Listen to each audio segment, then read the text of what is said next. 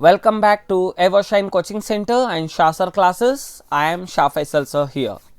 My dear students, are you worried like how to clear this year's computer science second PUC board exam?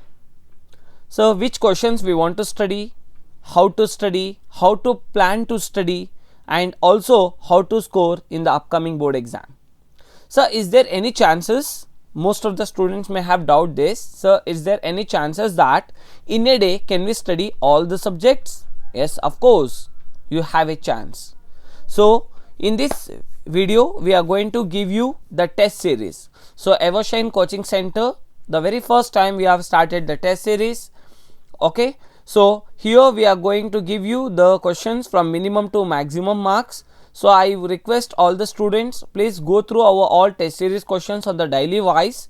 For all the remaining subjects we are going to upload in the next sessions on the daily wise. So kindly go through these all questions, and these are the very most important questions, and most probably I can tell you that these are the 100% assured questions for your upcoming board exam.